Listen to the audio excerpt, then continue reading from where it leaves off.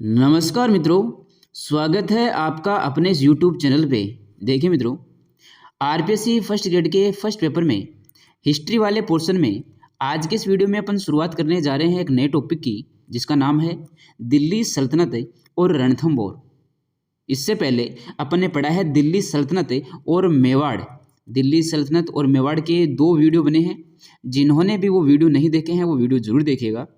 Channel पे पहली बार जुड़े हो, चैनल को सब्सक्राइब कीजिएगा और ज़्यादा से ज़्यादा देखो शेयर भी कीजिएगा। ये जो दिल्ली सल्तनत और रणथंभौर है, इसको अपन आज के इस वीडियो में शुरुआत करते हैं। इसको अच्छे से समझते हैं। समझने के बाद में इसके आप नोट्स भी बनाइएगा। देखिए, दिल्ली सल्तनत है तो दिल्ली सल्तनत क्या है अपन ने पहले भी पढ़ा है, यानी कि 1206 से लेकर के और 1526 ईस्वी तक विभिन्न वंश के जो शासक हैं वो यहाँ पे शासन करते हैं दिल्ली में। तो उन्हीं को अपन बोलते हैं दिल्ली सल्तनत काल। कई वंशज हुए हैं, उन वंशजों को अपन ने याद भी किया है एक ट्रिक के माध्यम से। ट्रिक कौन सी है कि गुल खिला दूं, गुल खिला दूं, किसको बोल रहे हैं अपन ये बात? गुल खिला दूं सैयद लोमू। ये सैयद लोमू है, इसको अपन ये बात बोल रहे हैं कि तू गुल खिला सैयद लोमू, गुल खिला दूं सैयद लोमू। तो सबसे पहले होता है आपका गुलाम वंश। गुलाम वंश के बाद में होता है खिलजी वंश। खिलजी वंश के बाद में होता है तुगलक वंश। तुगलक वंश के बाद में होता है सैयद वंश और सैयद वंश के बाद में होता है लोधी वंश। ये जो है लोधी वंश तक का, ये आपका कहलाता है दिल्ली सल्तनत काल। विभिन्न सुल्तान होते हैं, वो शासन करते हैं, इनको अपन बोलते हैं दिल्ली सल्तनत काल। उसके बाद में जो है बाबर आ जाता है तो मुगल वंश की स्थापना हो जाती है अपने यहाँ पे हिंदुस्तान में। तो ये एक ट्रिक के माध्यम से अपन इन वंशजों को याद कर सकते हैं। गुल खिलातू सैयद लोमू। अब देखिए रणथंभौर में कौन है? रणथंभौर में है आपके चौहान शासक है। चौहान शासक है आपके रणथंभौर में। अभी जो चौहान शासक है रणथंभौर वाले, ये आए हैं आपके अजमेर से। अजमेर से ही रणथंभौर के चौहान हैं, उनकी स्थापना होती है। अब कैसे होती है? देखिए, अपन ने जब अजमेर के चौहान पढ़े थे, अजमेर के जो चौहान है वो कहाँ से आते हैं? शाकंभरी से। सांबर शाकंभरी जो है इन चौहानों का मूल स्थान है। देखिए, आपका जो सिलेबस है बहुत ही सोच समझ कर ये बनाया गया है। कैसे?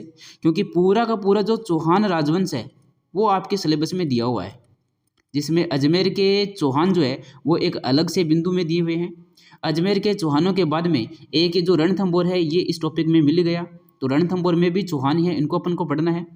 रणथंभौर के अलावा दिल्ली सल्तनत का जो जालोर के साथ संबंध है, तो जालोर में भी क्या है? आपके चौहान ही है। तो चौहान राजवंश कंप्लीट दिया हुआ है। तो जब अपन ने अजमेर के चौहान पढ़े थे, उसमें अपन ने डिस्कस किया था कि अजमेर के जो चौहान हैं वो आपके शुरुआत होते हैं अजय राज से लेकर के, अजय राज से लेकर के, और अजय राज के बाद में पृथ्वीराज चौहान तक। और ये पृथ्वीराज चौहान कौन से हैं? पृथ्वीराज चौहान तृतीय हैं ये। तो यहाँ तक जो चौहान शासक हैं वो आपके अजमेर में रहते हैं। और अजमेर में चौहान राजवंश की स्थापना कैसे होती है? तो शाकंभरी के जो चौहान हैं, जो कि वासुदेव चौहान से लेकर के और आपके पृथ्वीराज प्रथम तक, फिर पृथ्वीराज प्रथम का बेटा है ये अजयराज, ये अजमेर में आता है और आपके अजमेर में चौहान राजवंश की स्थापना करता है। ये सब कुछ अपन ने अजमेर के चौहानों में पढ़ा है। आज वापस पढ़ने का उद्देश्य ये है कि अपना जो टॉपिक है दिल्ली सल्तनत और रणथंभौर में भी क्या है? चौहान राजवंश है। तो रणथंभौर के जो चौहान हैं उनको समझने के लिए अपन को थोड़ा सा पीछे का जो है पढ़ना पड़ेगा। रणथंभौर के जो चौहान हैं वो आपके अजमेर से ही आए हैं। ये अजमेर में है आपके अजय राज से लेकर के और पृथ्वीराज तृतीय तक के चौहान। फिर पृथ्वीराज जो तृतीय है उसका युद्ध होता है मोहम्मद गोरी के साथ में। कब? 1191 में और 1192 में, जिसको अपन बोलते हैं तराइन का युद्ध। तो इस तराइन के युद्ध में मोहम्मद गोरी जो है, इस मोहम्मद गोरी के साथ में युद्ध होता है पृथ्वीराज चौहान का। ध्यान में रखना है, ये पृथ्वीराज चौहान तृतीय वाले हैं। तो पृथ्वीराज चौहान, मोहम्मद गोरी बार बार अटैक करता है इधर, और पृथ्वीराज चौहान जो है इसको हराने के बाद में इसको छोड़ देते हैं, और यही इनकी सबसे बड़ी लापरवाही होती है। मोहम्मद गोरी एक बार जीतता है 1192 ईस्वी में, और जीतने के बाद में इस पृथ्वीराज चौहान जो है इनको बंदी बना करके ले जाता है, और उसके बाद में ये पृथ्वीराज चौहान जो है ये इस मोहम्मद गोरी की हत्या कर देते हैं। ये सब कुछ अपन ने अजमेर के चौहानों में पढ़ा है। तो जब पृथ्वीराज चौहान मोहम्मद गोरी के मध्य युद्ध होता है 1192 ईस्वी में, उसके बाद में पृथ्वीराज चौहान हार जाते हैं और मोहम्मद गोरी छल कपट से जीत जाता है। तो जीतने के बाद में ये जो अजमेर है, इस अजमेर में पृथ्वीराज चौहान के ही बेटे हैं जिनका नाम है गोविंदराज। पृथ्वीराज चौहान का ही बेटा है, क्या नाम है इसका? गोविंदराज है। इस गोविंदराज को इस अजमेर का शासक दे देते हैं, शासन बना देते हैं यहाँ पे। कौन? मोहम्मद गोरी।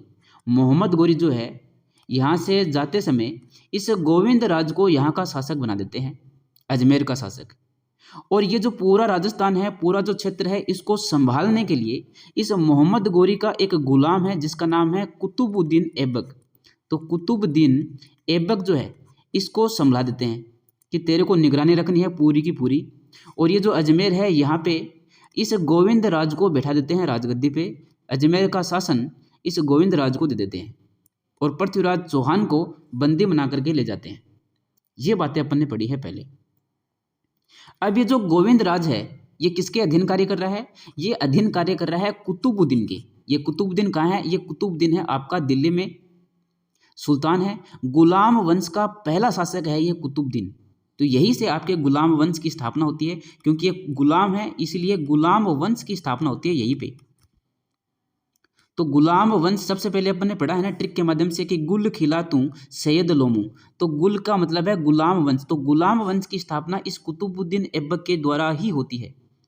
गुलाम वंश क्यों बोलते हैं? क्योंकि कुतुबुद्दीन जो है इस मोहम्मद गोरी का गुलाम है। ये यहाँ पे दिल्ली पे सुल्तान बनता है तो गुलाम वंश की स्थापना होती है। अब अजमेर में क्या स्थिति है? अजमेर में राजा है आपके गोविंदराज, जो कि इस कुतुबुद्दीन के अधीन कार्य कर रहा है, इसको टैक्स देता है, इसके जो भी ये कहता है कुतुबुद्दीन वो काम करता है। अब गोविंदराज का जो चाचा है यानी कि इस पृथ्वीराज चौहान का भाई जिसका नाम है हरिराज, ये हरिराज जो है ये विद्रोह कर देता है। हरिराज और हरिराज के साथ में और भी जो लोग हैं वो विद्रोह कर देते हैं इस अजमेर में। किसका विद्रोह करते हैं? इस कुतुबुद्दीन का विद्रोह कर देते हैं कि हम इसके अधीन नहीं रहेंगे, हम स्वतंत्र रहेंगे।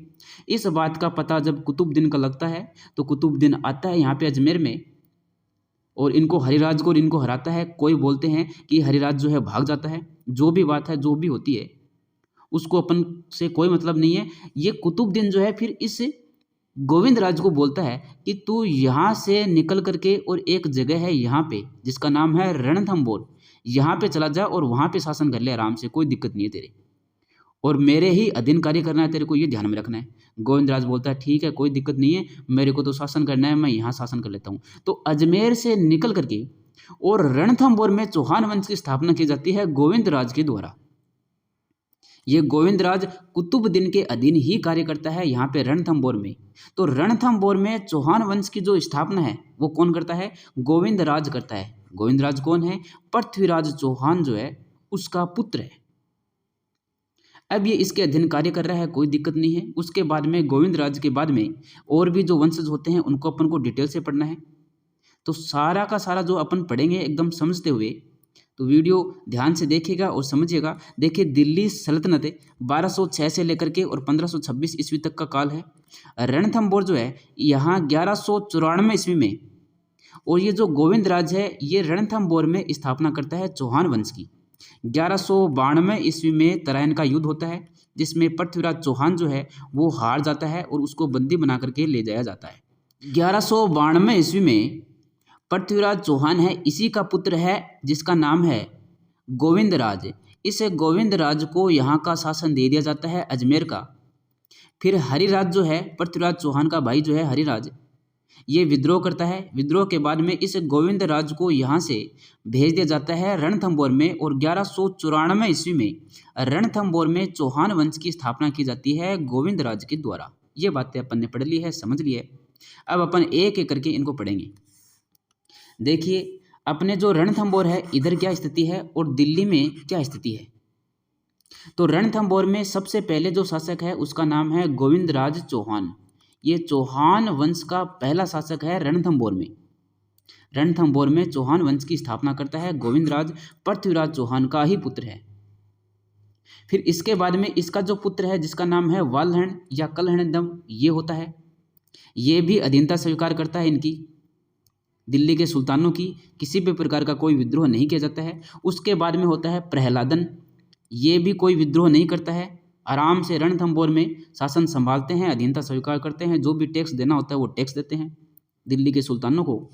इधर उसके बाद में प्रहलादन के बाद में होता है वीर नारायण, तो नाम से ही पता चल रहा है वीर है। ये बोलता है कि मैं अधीनता स्वीकार नहीं करूँगा, मैं स्वतंत्र रहूँगा और अपना जो शासन है खुद संभालूंगा अपने बलबूते पे। ये कौन बोलता है? वीर नारायण बोलता है। ये विद्रोह कर देता है। तो इसके समय में फिर जो ये आपका जो इल्तुतमिश है ये आक्रमण करता है। फिर वीर नारायण के बाद में वाघ भट्ट शासन बनता है, ये भी विद्रोह करता है। वाघ भट्ट के समय में रजिया सुल्तान जो है ये आक्रमण करती है। फिर इसके बाद में वाघ भट्ट के बाद में जत्र सिंह, जिसको जय सिम्हा भी बोलते हैं या जय सिंह भी बोलते हैं, ये शासन करता है। उसके बाद में इनका एक पुत्र है हमीर देव चौहान, ये सबसे महत्वपूर्ण है। इन चौहान राजवंश में रणथंभौर के जो चौहान है इनमें सबसे महत्वपूर्ण है हमीर देव चौहान। तो ये हमीर देव चौहान जो है इसके समय में फिर ये जो जलालुद्दीन खिलजी है और अलाउद्दीन खिलजी है ये आक्रमण करते हैं। इनके मध्य युद्ध होता है जो बहुत ही महत्वपूर्ण युद्ध है, अपन को वो पढ़ना है। तो इधर तो कौन है रणथंभौर में? सबसे पहले है गोविंदराज, फिर गोविंदराज का पुत्र है वाल्हन, किसी भी प्रकार का विद्रोह नहीं करते हैं, ना तो गोविंदराज करता है, ना वाल्हन करता है, ना प्रहलादन करता है। सबसे पहले विद्रोह करता है आपका वीर नारायण।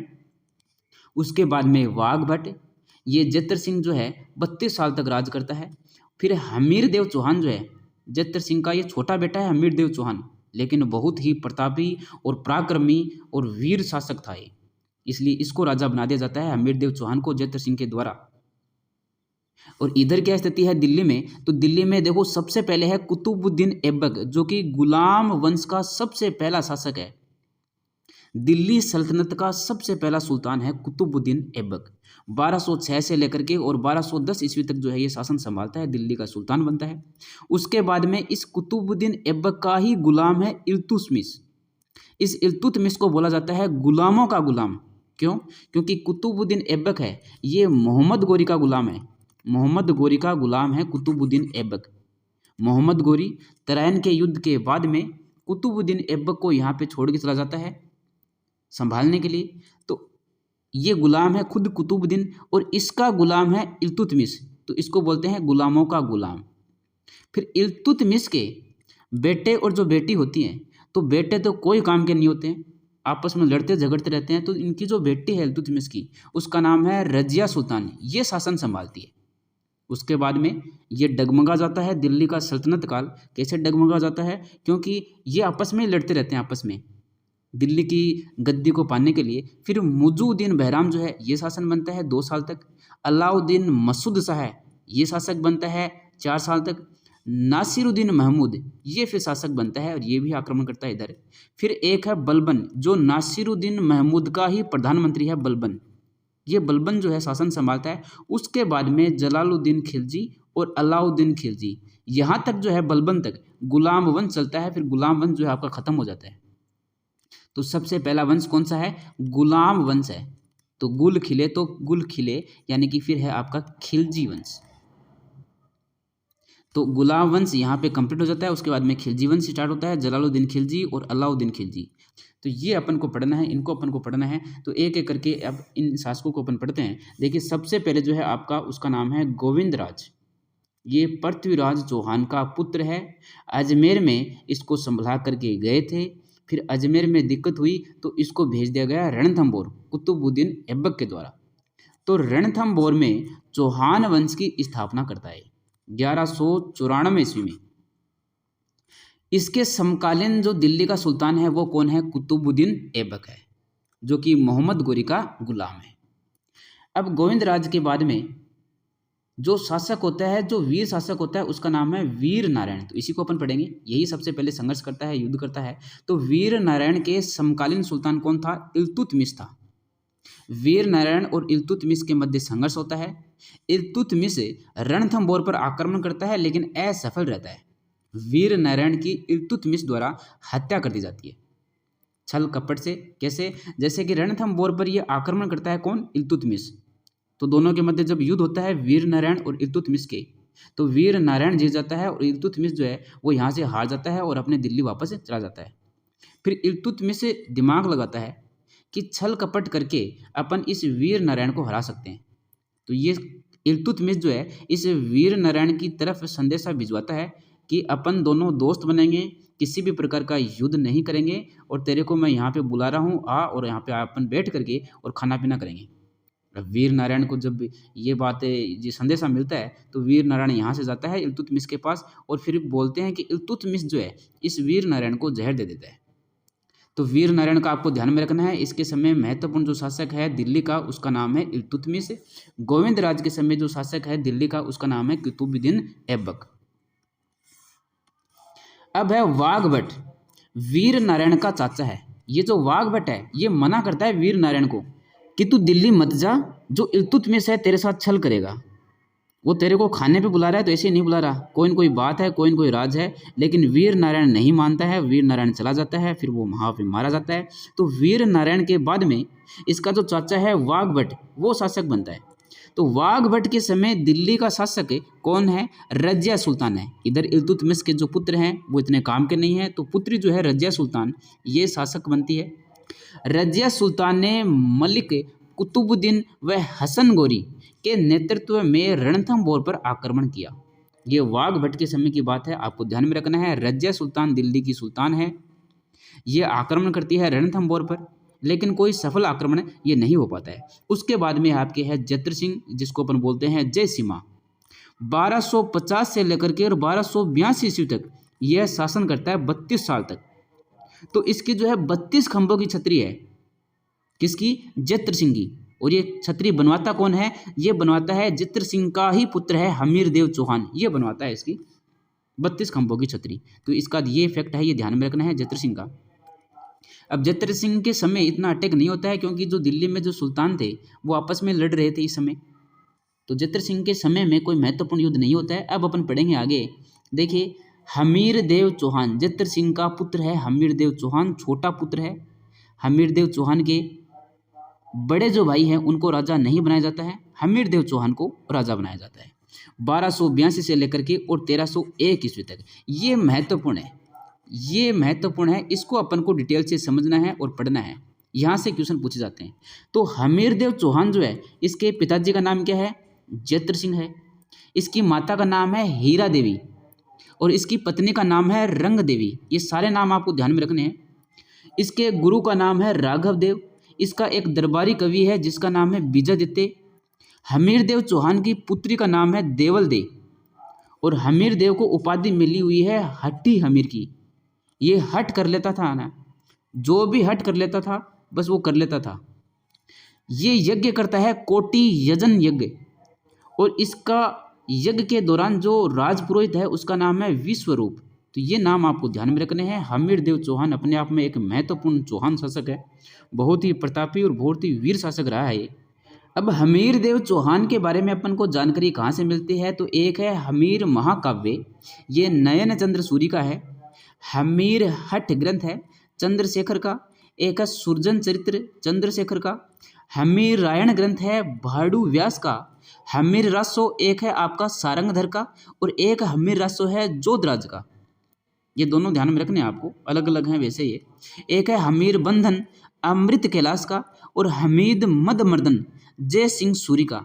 तो ये जो ग्रंथ है इन ग्रंथों से अपन को हमीर देव चौहान की और अलाउद्दीन खिलजी के मध्य युद्ध की, हमीर देव चौहान के वीरता की सारी जो गाथाएं हैं वो अपन को मिलती है इन ग्रंथों में। तो ये भी महत्वपूर्ण है।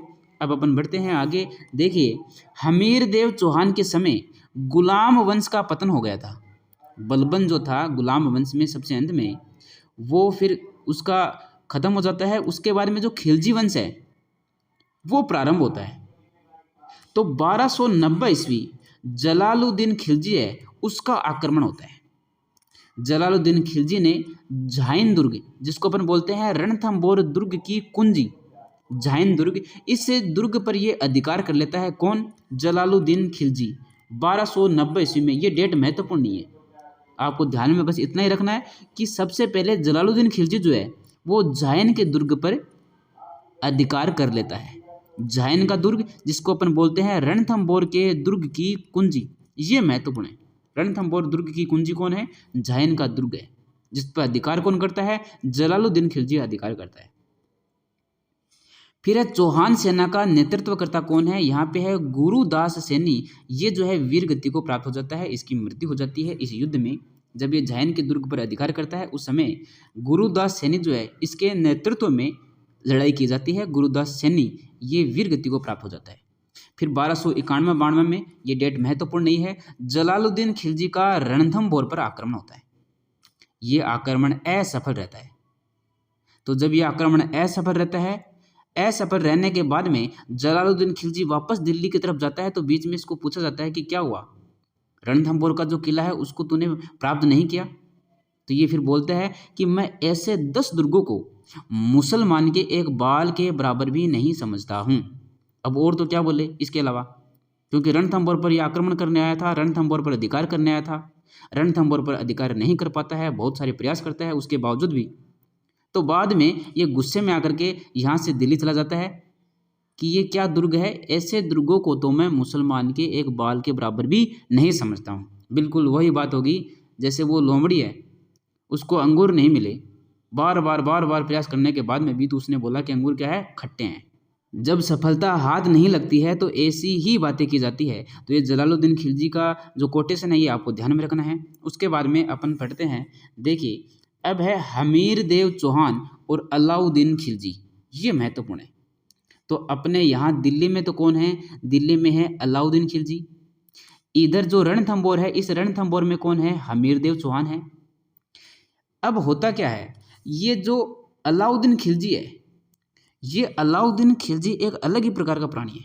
कैसे? ये सोचता है कि जितनी भी धरती है सारी की सारी धरती मेरी हो, पूरा का पूरा मालिक जो है मैं ही बनूं, जो भी यूनिक चीज़ें हैं वो मेरी हो, जिसकी तरफ देखूं वो मेरा हो जाए, जिसको सोचूं वो मेरा हो जाए। तो इस प्रकार की नीति वाला ये आदमी है, साम्राज्यवादी नीति थी इसकी। तो ये गुजरात अभियान के दौरान, गुजरात अभियान क्यों होता था? क्योंकि गुजरात को लूटने के लिए ये अलाउद्दीन खिलजी भेजता था। तो गुजरात को लूटने के लिए भेजता था, तो उसको अपन बोलते हैं गुजरात अभियान। ये विभिन्न जो क्षेत्र हैं उनको लूटने के लिए अपने सैनिकों को भेजता था। तो गुजरात अभियान के दौरान इसके जो सैनिक है वो गुजरात को लूट करके और वापस जा रहे थे। उस समय ये 2 सैनिक है जिसका नाम है मोहम्मद शाह और केहब्रू, ये जो है छल कर लेते हैं, जो लूटा हुआ धन जो है वो लेकर के भाग जाते हैं। और भागते कहाँ हैं? ये भाग कर के आ जाते हैं यहाँ पे हमीर देव चौहान के पास में, रणथंभौर। अब इनके भागने का कारण 2 है। पहला कारण ये है कि ये धन को छीन लेते हैं और धन को अपने खुद के पास रखना चाहते हैं। पहला कारण तो ये है। दूसरा कारण क्या है? दूसरा कारण ये है कि ये जो मोहम्मद शाह है, इस मोहम्मद शाह को इस दिल्ली के जो सुल्तान है अलाउद्दीन खिलजी, इसकी पत्नी है चिमना, उस चिमना के साथ में प्रेम हो जाता है। किसको? मोहम्मद शाह को। अब इस बात की भनक जो है इस अलाउद्दीन खिलजी को लग जाती है। तो ये जैसे ही गुजरात अभियान के दौरान गुजरात से वापस जा रहे थे दिल्ली की तरफ, तो मोहम्मद शाह और केब्र जो है ये आपस में बात करते हैं। केब्र इसको बोलता है मोहम्मद शाह को कि तू जो चिमना से प्यार करता है ना, इस बात की भनक सुल्तान को लग गई है और वो जाते ही तेरे को मारेगा। तो मोहम्मद शाह कहता है तो क्या करे? तो केब्रू बोलता है करना क्या है, ये जो धन लूट करके लेके आए हैं इस धन को लेकर के भागते हैं, और जो हमीरदेव चौहान है जो कि इस समय सबसे प्रतापी शासक है, सबसे प्रतापी वीर राजा है, उसके पास अपन चलते हैं। तो मोहम्मद शाह और केब्रू यहाँ से भाग करके यहाँ आ जाते हैं हमीरदेव चौहान के पास में। तो संघर्ष के कारण क्या क्या है? पहला कारण है अलाउद्दीन खिलजी की साम्राज्यवादी नीति। दूसरा कारण है हमीरदेव द्वारा अलाउद्दीन खिलजी को कर नहीं देना, ये टैक्स भी नहीं देता था। ये कहता था कि कौन है ये अलाउद्दीन खिलजी, मैं मानते नहीं हूँ, तो टैक्स नहीं देता था। उसके बाद में है हमीर द्वारा मोहम्मद शाह और केब्रू को शरण देना। और ये मोहम्मद शाह और केब्रू कौन है? इस अलाउद्दीन खिलजी के ही आदमी है। ये छल करके और यहाँ से निकल करके भाग करके हमीरदेव चौहान के पास आ जाते हैं, लूटा हुआ जो धन है वो लेकर के। तो ये भी एक प्रमुख कारण रहा है। उसके बाद में है मोहम्मद शाह व अलाउद्दीन की खिलजी की जो पत्नी है जिसका नाम है चिमना, इसका प्यार जो है वो भी एक कारण रहा है। तो ये प्यार तो क्या कारण रहा है? ये प्यार करता था मोहम्मद शाह इस चिमना के साथ में, और मोहम्मद शाह भाग करके हमीर के पास आ जाता है, तो ये कारण रहा है। अब ये कांड होने के बाद में अब अपन पढ़ते हैं कि इनके बीच में युद्ध होता है। तो सबसे पहले हिंदूवाड़ दर्रे का युद्ध होता है 1299 ईस्वी में। अलाउद्दीन खिलजी जो है अपने सेनापति उलुग खां और नुसरत खान को भेजता है। और इधर कौन है, इधर हमीर जो है वो अपने सेनापति को भेजता है धर्म सिंह और भीम सिंह को। देखिए ये महत्वपूर्ण है, आपको ध्यान में रखने हैं। उलुग खां और नुसरत खां ये सेनापति हैं किसके, अलाउद्दीन खिलजी के। धर्म सिंह और भीम सिंह ये सेनापति हैं किसके, हमीर के। तो ये उलुग खां और नुसरत खां के नेतृत्व में जो सेना आई थी वो पराजित हो जाती है, ये हार जाते हैं। और ये जो हमीर के जो सेनापति है धर्म सिंह और भीम सिंह ये जीत जाते हैं। लेकिन फिर क्या होता है कि जाते जाते समय में ये जो भीम सिंह है ये पीछे रह जाता है और ये जो धर्म सिंह है ये थोड़ा आगे निकल जाता है। तो भीम सिंह के साथ में वापस युद्ध होता है इनका। तो भीम सिंह यहाँ पे मारा जाता है और धर्म सिंह जो है वो जीत करके और आ जाता है हमीर देव के चौहान। फिर हमीर देव चौहान को शक होता है कि इस धर्म सिंह की वजह से ये भीम सिंह मारा गया है, तो धर्म सिंह की आंखें फुड़वा देता है। ये अपन को थोड़ा ध्यान में रखना नहीं है, अपन को याद रखने वाली बात यह है कि हमीर देव के सेनापति है धर्म सिंह और भीम सिंह। मारा कौन गया, भीम सिंह मारा गया। अब उसके बाद में उलुग खां व नुसरत खां के नेतृत्व में आक्रमण दोबारा होता है। अलाउद्दीन खिलजी दोबारा भेजता है तो नुसरत खान मारा जाता है इस बार। तो इस बार कौन मारा गया, नुसरत खान मारा गया। उसके बाद में जब ये बात अलाउद्दीन खिलजी को पता चलती है तो अलाउद्दीन खिलजी खुद आता है रणथंभौर पर और रणथंभौर के चारों ओर घेरा डाल लेता है 1301 ईस्वी में। घेरा डालने के बाद में वो दिमाग से एक छल सोचता है, एक कपट सोचता है कि ऐसे तो इसको हरा नहीं सकते। काफ़ी समय तक घेरा डाल के रखता है, रणथंभौर में वो पहुंच ही नहीं पाता है। तो वो दिमाग लगाता है कि जो इसके जो आदमी हैं उनको कैसे भी करके अपने तरफ मिलाया जाए। तो संधि के लिए बोलता है। तो संधि के लिए इधर जो हमीर के जो विश्वास पात्र आदमी हैं जिनका नाम है रणमल और रतिपाल, ये हमीर देव चौहान की तरफ से जाते हैं इधर अलाउद्दीन खिलजी के पास में। तो अलाउद्दीन खिलजी के पास में जैसे ही जाते हैं रणमल और रतिपाल, तो अलाउद्दीन खिलजी इनको बोलता है, किनको, रणमल को और रतिपाल को बोलता है कि आप लोग मेरा साथ दीजिए, आप लोग मेरा साथ दोगे तो मैं युद्ध को जीतने के बाद में ये जो रणथंभौर का किला है, ये जो रणथंभौर है, ये आप लोगों को सौंप दूंगा। किनको, रणमल को और रतिपाल को, ये बोलता है अलाउद्दीन खिलजी। तो इनको लालच आ जाता है, रणमल को और रतिपाल को। लालच की वजह से ये जो रणथंभौर के जो गुप्त रहस्य थे, जिन रहस्यों के माध्यम से रणथंभौर के किले में पहुंचा जा सकता था, जो भी रास्ते थे गुप्त, वो बता दिए जाते हैं रणमल और रतिपाल के द्वारा।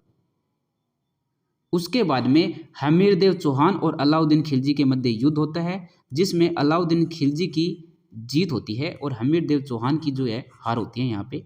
तो 11 जुलाई 1301 ईस्वी, ये महत्वपूर्ण है, राजस्थान का पहला साका होता है। देखिए एक साका अपने मेवाड़ पड़ा था, उस समय भी पड़ा था जब 1303 ईस्वी में अलाउद्दीन खिलजी आक्रमण करता है मेवाड़ में, तो रानी पद्मिनी के समय साका होता है। एक उससे पहले ये साका है, पहला साका है ये राजस्थान का 1301 ईस्वी में।